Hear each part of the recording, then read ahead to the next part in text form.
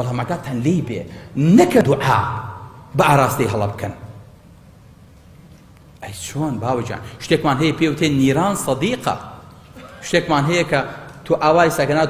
ئەوم بۆ ئینکەم با نیشانەیە بنێم پێوە وەختێک زانینی بەناوچانی زەرامێکەوە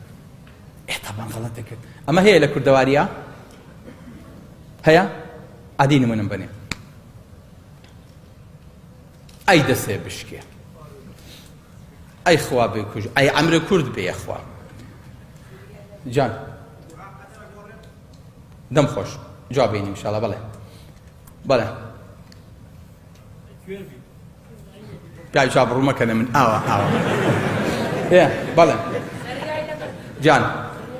ئەوە دوعانی ئەی دەسێ بشکێ بەڵێ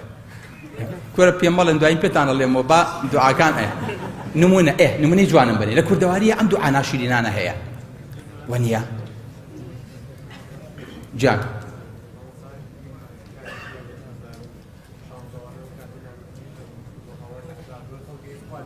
خوابی بڕێ جوانە بالضبط خەڵک ناشکریە کردووی خوابی بڕێ بەڵێ ئەکەتان لێی بێ باوکە گیان ئەم دوعایانە کە بە مناڵێک دەڵێی ئەی دەسێ بشکێ ئەی چاوی کوێر بێ ئەی ئەمرێ کورد بێ ئەی وال لێ بێ ئەزانن خوای گەورە بەچی ڕەحمی بێمە کردووە کۆدەکەمان لێ نەیاوە وەڵڵاهی کۆدەکەمان لێ بایە خاصەن باوک دوعا بۆ مناڵەکەی کا یان دایک دوعا لە مناڵەکەی کا وەڵڵاهی کەسمان بەزاغی دەرناچووی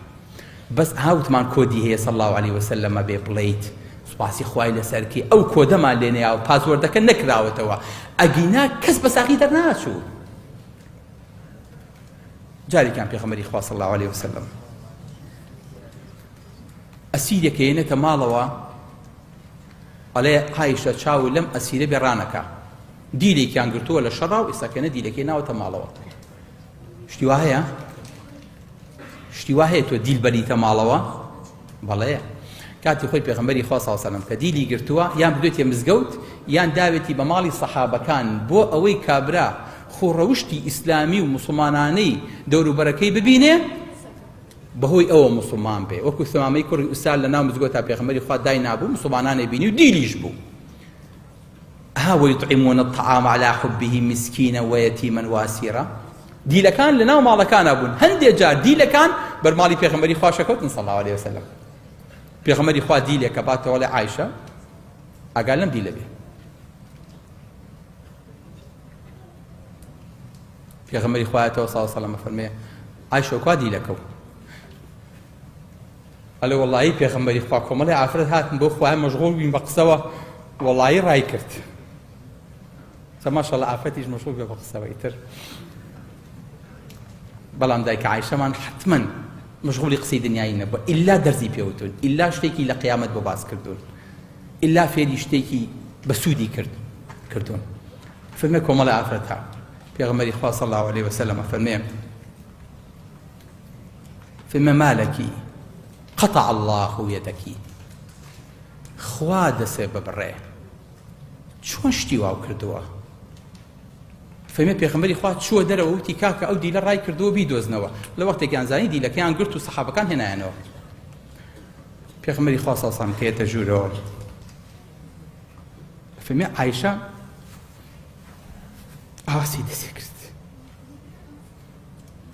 پێغەمبەری خوا صلی الله علیه وسلم فەرمی ئەوە سەی چیەکەیت؟ فەرمی پێغەمبەری خوا تۆ فەرموویت قطع الله يدك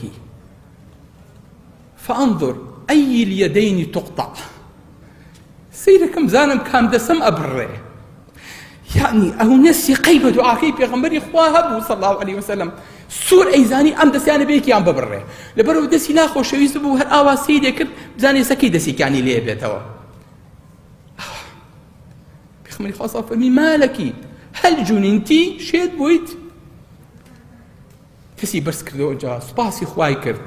صلواتي داوتي يا الله أنت أحبت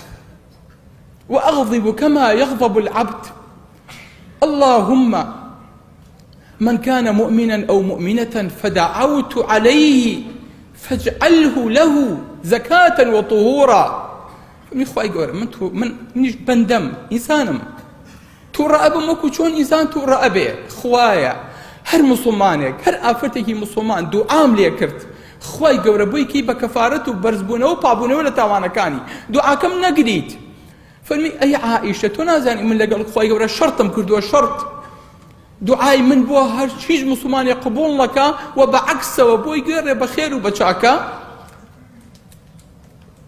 دڵی دایکە عایشەی دایە تۆ تەسەورەکەی من دوعای لە تۆ بکەم تۆ دەسە ببڕێ عایشە خێر نە لە دنیای نە لە قیامەتە دەستی دایکە عایشە سەلامەت بۆ تاوەکو فاتی کرد بۆیە خۆشەویستەکانم ئەم دوعایانە زۆر جا نیشانەکە بە هەڵەت فڕێین ئەی پێکێ بڕۆ نەکەن بە غەڵەت تیر بەهاوێژن لە خۆتانەوە دوعا بکەن خەڵک بەلعنەت بکەن قسەی ناخۆشکەن با دوعاکانیشتان کۆدەکە لێ بن بڵێ خوایە پێشەوەی کە هیچ بڵێیت بڵێ خوایە من بە هیلاکیەمەوە ناو ماڵ و مناڵ خوایە من لە بەدبەختم و چێژ بۆ ئەم ماڵ و مناڵەوە بۆ ئەم مناڵن لێنم بەخوا زۆر جار ئەم مناڵانە ئیزعاج مەکەن دوعای شەڕیان لێ یەکەم خوایە گیان هەر دوعایەکم بە شەڕ لێکردن بۆیان گۆڕی بە خێر و بۆیان کەی بە چاکە و بە سەدەقە دوعا شەڕەکەم لێ وەرنەگرت ئەم کۆدە لە بینی خۆت و خوایە دانێ ئەژان ڕۆژ هەر قسە دەم دەرەچێ هەر دوعایەکی غەڵەت لە دەمە دەرەچێ لەبەر با کۆدەکەی پێغەمبەری خوا دانین صلی الله علیه وسلم شەرتەکەش دانین بۆ ئەوەی کە نیشانەکانی دوعامان وەکو خۆی بی پێکێ بۆ هەڵە نەکات. السلام علیکم ورحمة الله.